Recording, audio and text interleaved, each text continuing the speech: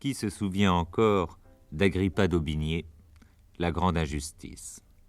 Heureusement, quelques écrivains et de grands poètes, des musiciens aussi, ont voulu rappeler que celui qui vécut une des périodes les plus tragiques de l'histoire de France fut un des plus grands poètes de la littérature française. Il est difficile aujourd'hui d'imaginer la terrible mutation de ce XVIe siècle, car les musiciens suggérèrent une atmosphère qui semble absolument différente de l'histoire sanglante de cette époque.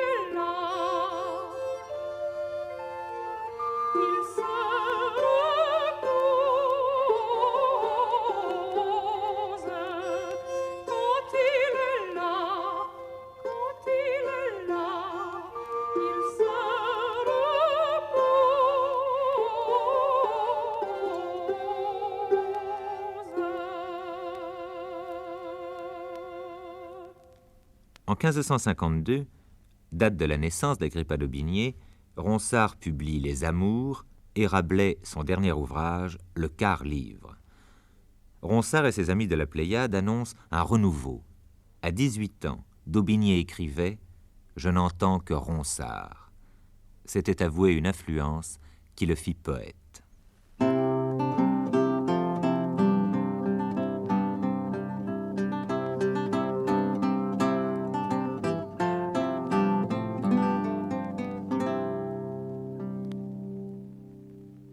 Je plante en ta faveur cet arbre de Cybèle, ce pin, où tes honneurs se liront tous les jours.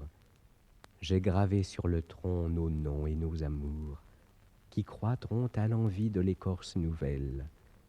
Faune qui habitez ma terre paternelle, qui menez sur le Loir vos danses et vos tours, favorisez la plante et lui donnez secours, que l'été ne la brûle et l'hiver ne la gèle. Pasteur, qui conduira en ce lieu ton troupeau, flageolant une églogue en ton tuyau d'avenne, attache tous les ans à cet arbre un tableau qui témoigne aux passants mes amours et ma peine. Puis l'arrosant de lait et du sang d'un agneau, dit « Ce pain est sacré, c'est la plante d'Hélène. »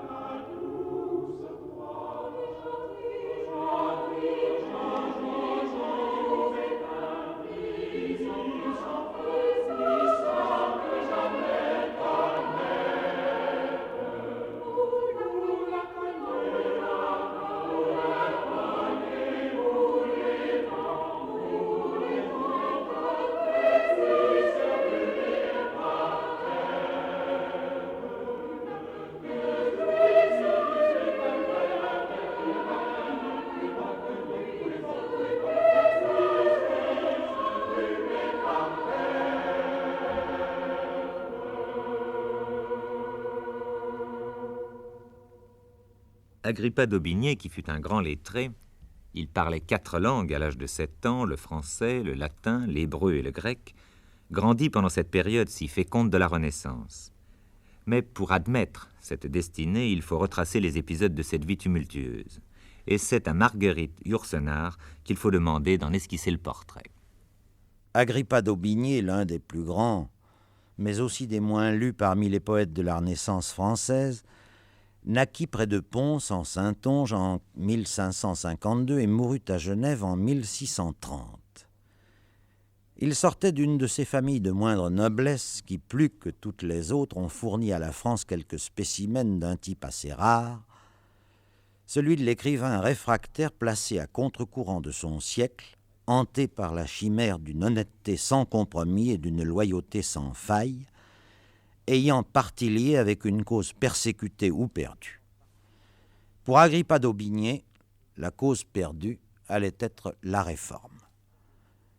Il ouvrit les yeux sur le monde à une époque où brûlaient vifs et clairs sur le pavé parisien les bûchers des premiers martyrs d'un évangélisme encore jeune et politiquement pur. Il avait 8 ans et demi quand, passant par Amboise un jour de foire, au lendemain d'une des échauffourées les plus sottes et d'une des répressions les plus atroces de l'histoire de France, son père lui montra les cadavres d'insurgés huguenots pendus à une potence et lui fit jurer de venger ses chefs pleins d'honneur. Il avait 12 ans quand, saisi avec son précepteur par une bande catholique, il dansa par bravade une gaillarde au son de violon appartenant à ses geôliers. Cette désinvolture caractérise un homme qu'on aurait tort de s'imaginer renfrogné ou sombre. Il prit part aux fêtes de l'époque. Il fréquenta personnellement Henri III, qu'il allait plus tard insulter dans les tragiques. Il n'y a pas nécessairement dans tout cela contradiction entre sa vie et son œuvre. Il aima les femmes. Sa passion pour Diane Salviati, qui était catholique, lui inspira d'abondants poèmes. Marié d'abord à Suzanne de Lezay, il pleura sa perte avec des convulsions de douleur qui finirent par amener une hémorragie. À 70 ans, condamné pour la 4e fois à mort par contumace, il convolait de nouveau avec une agréable veuve. Brave soldat, hardi capitaine, puis enfin, et sur le tard, parvenu au grade assez modeste de maréchal des camps, d'Aubigné joua son rôle dans ces inexpiables guerres civiles que furent les guerres de religion. La guerre lui plaisait, il l'avoue lui-même avec contrition, et son autobiographie montre bien comment les malheurs du temps ont pu paraître à un homme jeune une forme excitante d'aventure. D'Aubigné vécut assez vieux pour voir en France la contre-réforme s'installer définitivement avec Louis XIII, qui dédia son royaume à la Sainte Vierge. Réfugié en Suisse, où l'ardent évangélisme de sa jeunesse s'était depuis longtemps et définitivement coagulé en protestantisme d'État, il fit à Genève figure d'exilé quinteux qui, en continuant à s'immiscer dans les affaires de France, risquait de compromettre ses coreligionnaires. Son fils, vaurien ivrogne, rentra au bercail alors plus profitable de la foi catholique. Sa petite-fille fut l'habile et discrète Madame de Maintenon, dévote instigatrice de la révocation de l'édit de Nantes. En fait de gloire littéraire, sa fortune a été également médiocre ou adverse. On lit peu ses vers d'amour qui sont fort nobles, mais qui n'excèdent pas ce qu'on peut attendre d'un gentilhomme. Restent les tragiques, qui suffisent d'ailleurs à lui faire une place unique dans l'histoire de la poésie française. Célèbres, largement cités dans bon nombre d'anthologies, ils sont cependant rarement lus dans leur entièreté, et la faute en est en partie à d'Aubigné lui-même.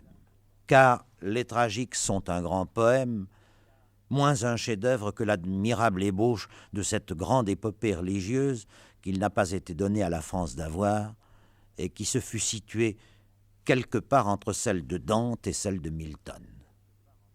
Il est impossible de suivre la vie agitée et tumultueuse, dangereuse même d'Agrippa d'Aubigné. Ce qui importe, c'est de reconnaître le génie poétique de celui qui fut un soldat, un combattant, et aussi un témoin indigné de son époque. Mais avant de porter ce témoignage poétique et vengeur de 9000 vers, les tragiques, d'Aubigné avait été inspiré par l'amour. C'est parce qu'il s'était épris d'une jeune femme qu'il écrivit ses premiers vers, le printemps. Si notre vie est moins qu'une journée en l'éternel, si l'an qui fait le tour chasse nos jours sans espoir de retour, si périssable est toute chose née, que songes-tu, mon âme emprisonnée? Pourquoi te plaît l'obscur de notre jour, si pour voler en un plus clair séjour, tu as au dos l'aile bien empannée? Là est le bien que tout esprit désire, là le repos où tout le monde aspire, là est l'amour, là le plaisir encore. Là, ô mon âme, au plus haut ciel guidée, tu y pourras reconnaître l'idée de la beauté qu'en ce monde j'adore. Poète de l'amour, d'Aubigné fut aussi un poète de la religion protestante. Il est l'auteur de prières et de psaumes qui ont inspiré le musicien Claude Lejeune.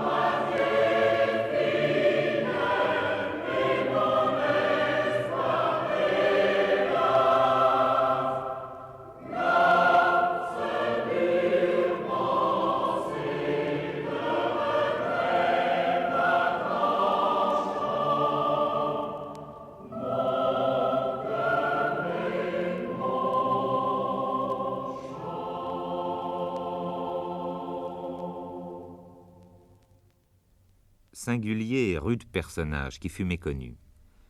Mérimée a esquissé son portrait.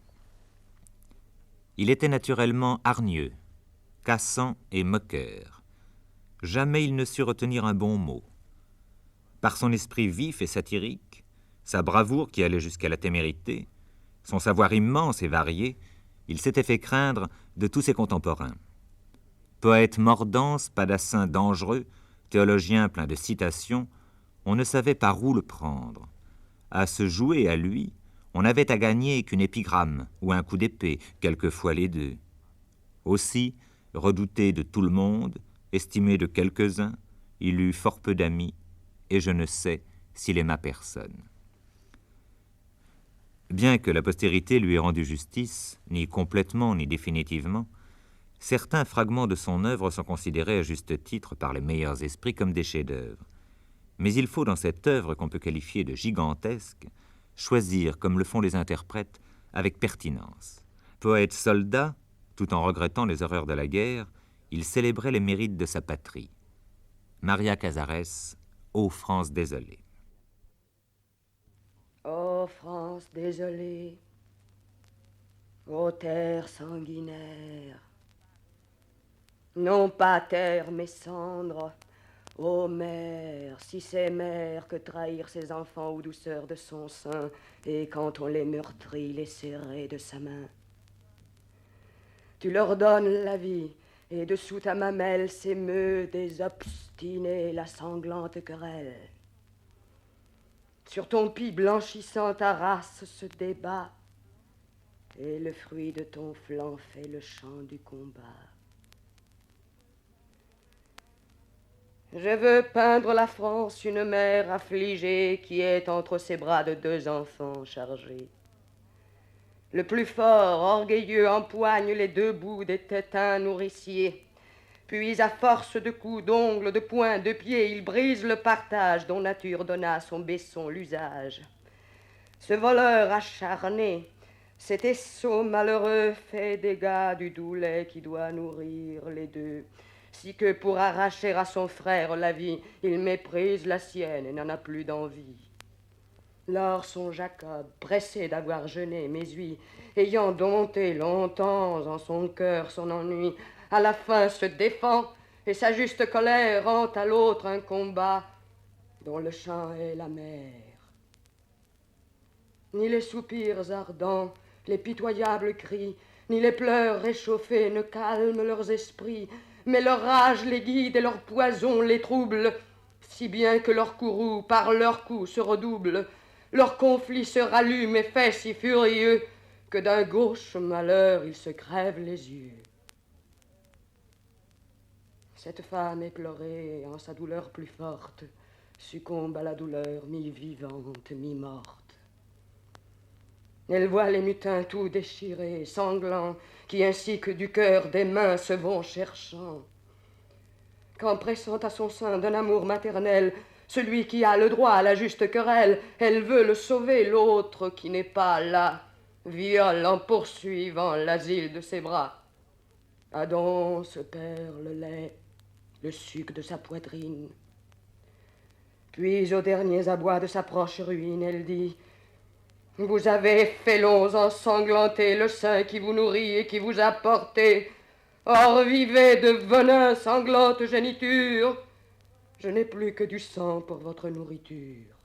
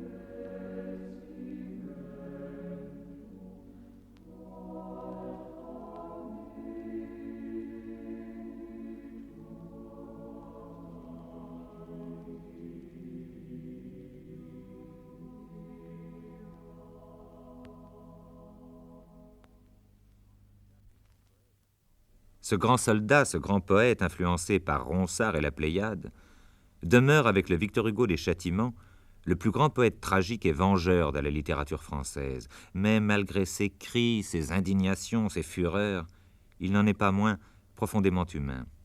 Il n'échappa ni aux méditations sur sa destinée, ni sur sa vieillesse, ni à l'angoisse de la mort.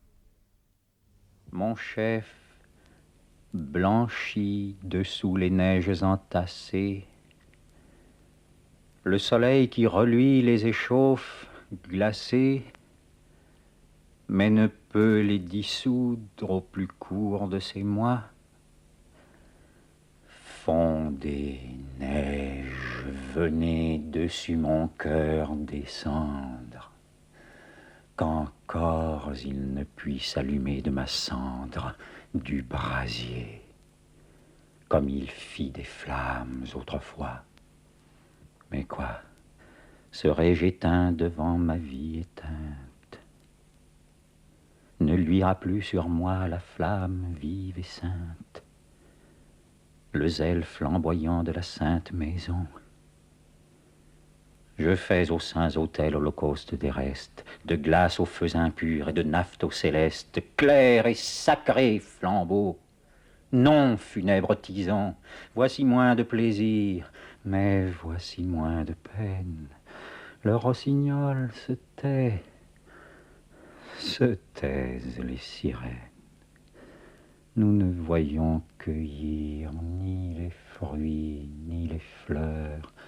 L'espérance n'est plus bien souvent tromperesse. L'hiver jouit de tout. Bienheureuse vieillesse, la saison de l'usage et non plus des labeurs. Mais la mort n'est pas loin.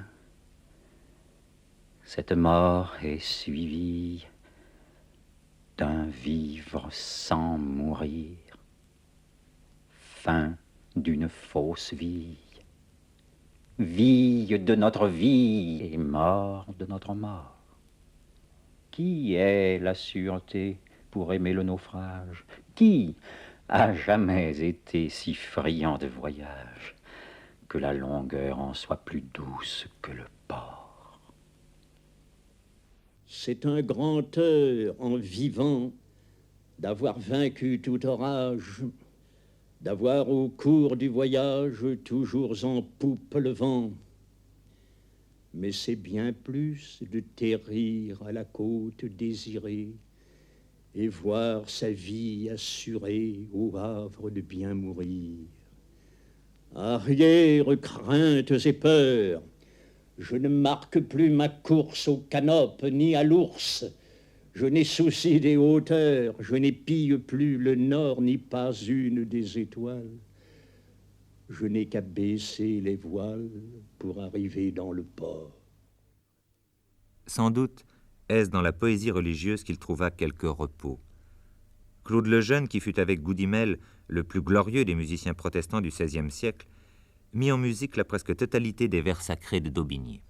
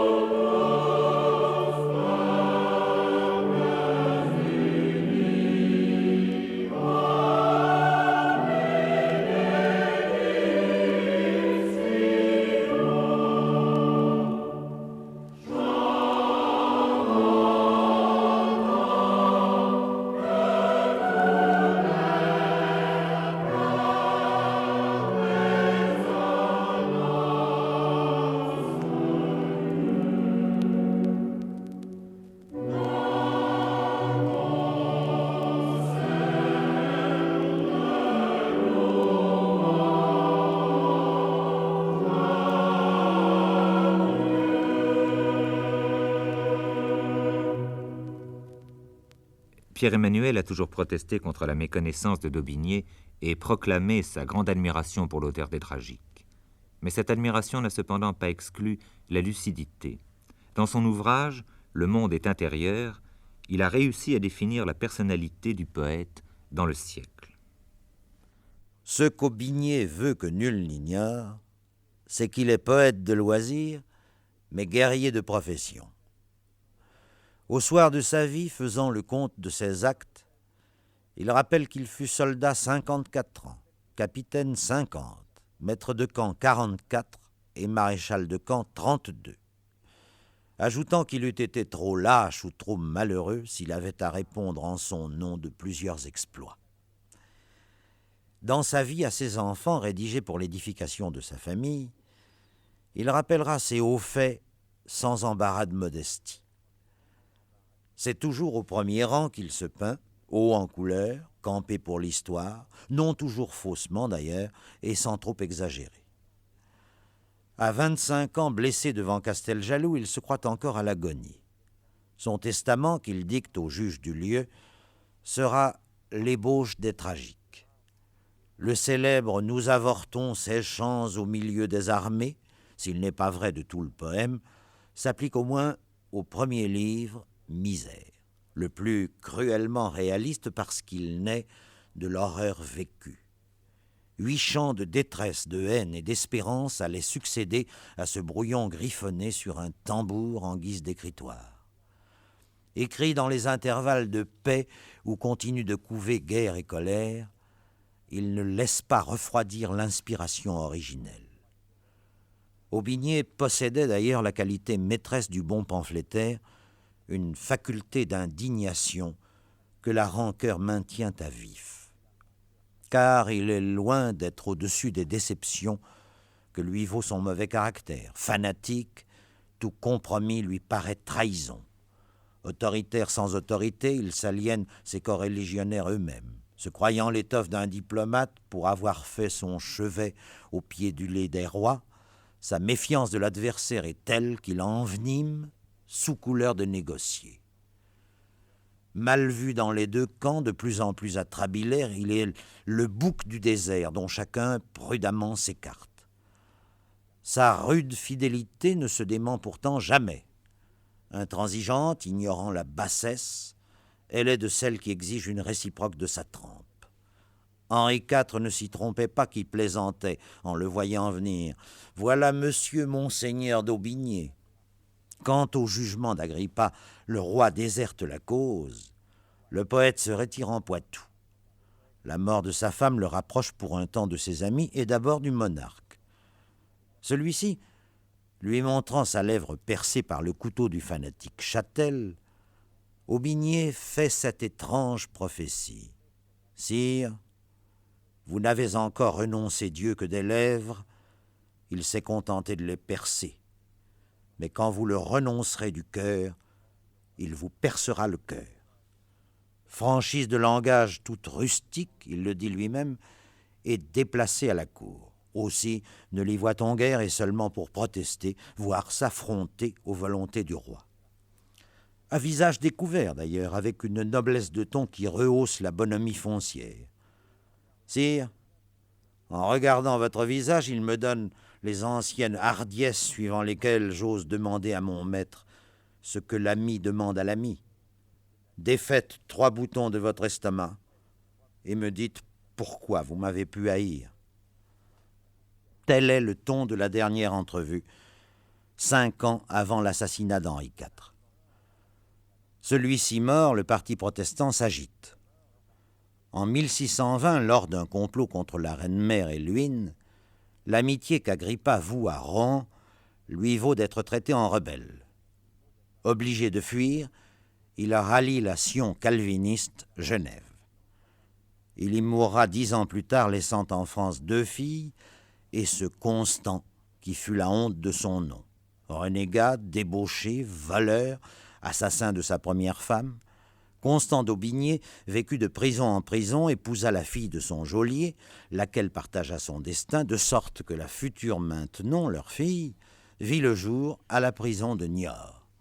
Disgrâce suprême et posthume, la quasi-reine dont Agrippa fut l'aïeul, allait être, pour parler le patois de Canaan, la nouvelle Jézabel impie et carnassière, qui ne trouverait aucun aubigné pour prophétiser contre elle, comme le poète contre Catherine de Médicis. Quels que soient les défauts d'un homme, il est toujours plus beau que son mythe. L'auteur des tragiques, si nous ne le connaissions que par ce poème, nous apparaîtrait sans doute sous les traits d'un prophète comme le juge de Montcontour, grand vieillard sec, le visage long, très ridé, les yeux caves, la barbe blanche et longue, haranguant les troupes royales et leur rappelant que les grands vont rarement la gorge sèche au tombeau. Mieux vaut pourtant prendre Aubigné tel qu'il est, plutôt abrupt avec des côtés qui découragent l'escalade. S'il n'est guère aimable, il n'en faut pas conclure qu'il n'est point humain. C'est un homme à la sève drue, brutal, mais pas plus que la moyenne à son époque. En revanche, homme de parole, courageux, plein d'honneur, pitoyable aux faibles et fraternel à la souffrance des humbles. Au fond, un paysan qui crie quand on écorche la terre. Il suffit de le comparer au Ronsard des discours sur les misères de ce temps pour savoir lequel, en l'espèce, est le plus sincère et le plus grand. Pourquoi Agrippa d'Aubigné ne fut-il pas, n'est-il toujours pas considéré comme le plus grand poète du XVIe siècle? Les historiens de la littérature nous ont, il y a quelques années, donné une explication qui est éclatante. Jean Rousselot, le plus récent exégète de d'Aubigné, ne peut craindre d'être démenti. Les raisons de cette injustice méritent d'être écoutées attentivement. En 1616, on était déjà bien loin des rhétoriqueurs, des poètes de la Pléiade et de leurs héritiers. Tout un espace opaque, voire une terra incognita, avait pris place entre leur jargon, archaïque, mythologique, baroque, patoisant, hébraïsant, gothicisant, etc., parfois le tout ensemble, et l'espèce d'algèbre harmonieuse que l'on venait de codifier sous le nom de poésie française. Si, comme le dira plus tard Boileau, la longue pénitence était commencée pour Ronsard, on n'allait pas faire un triomphe à d'Aubigné. Aussi bien n'en fut-il pas question, d'autant moins que décidément le protestantisme était bien passé de saison.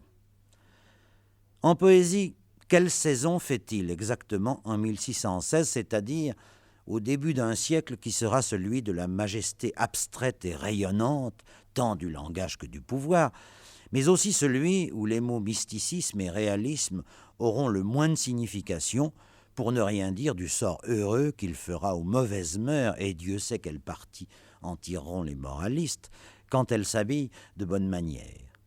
2 vers de Boileau, encore lui, suffisent à nous le dire.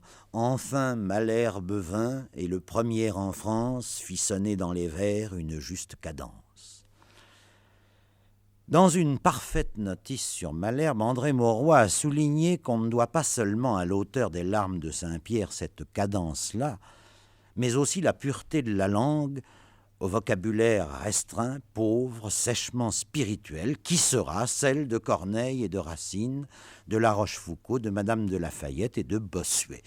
Fort bien, mais en s'épurant, notre langue n'a-t-elle pas perdu en richesse, en naturel et en vigueur?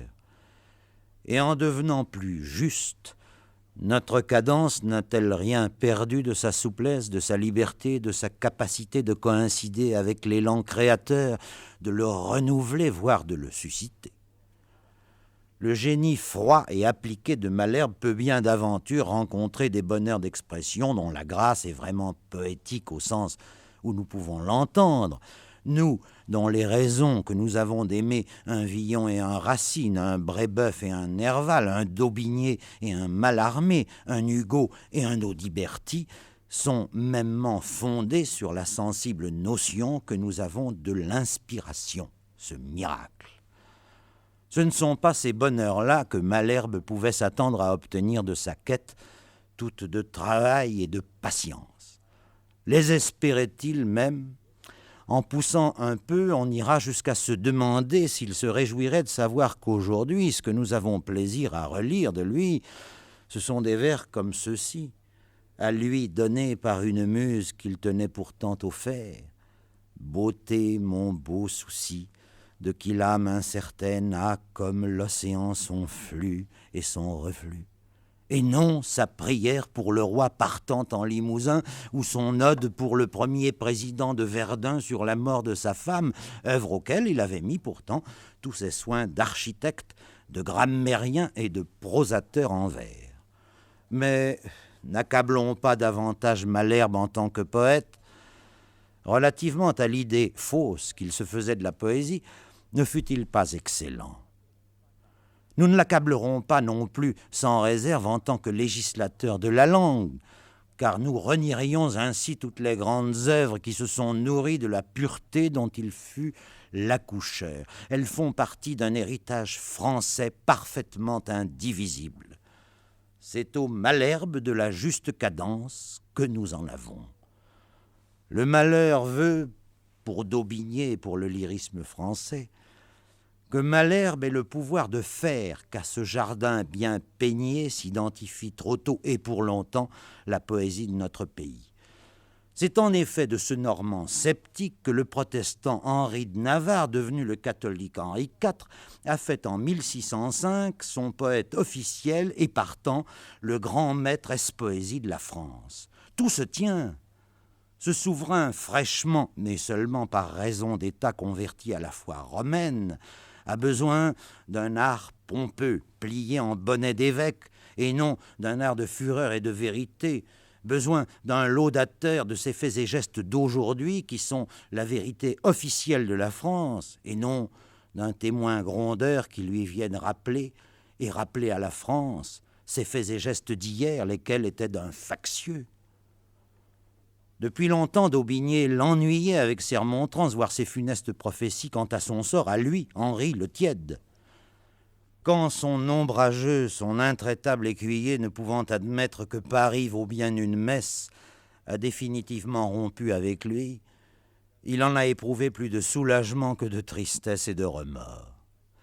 Combien il lui préfère un homme qui un jour a prétendu qu'un bon poète n'était pas plus utile à l'État qu'un bon joueur de quilles. Avec celui-là, on n'aura pas d'ennui.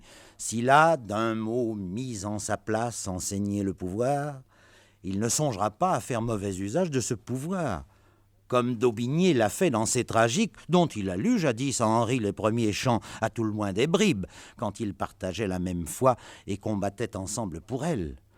Henri IV peut mourir tranquille, c'est façon de parler, tant que Malherbe vivra et régnera sur les poètes. L'ordre moral, social, politique et religieux n'aura rien à craindre de la poésie, cette force bien autrement utile à l'État et, le cas échéant, bien autrement redoutable que ne le dit l'ancien secrétaire d'Henri d'Angoulême. Or, Malherbe vivra et régnera longtemps.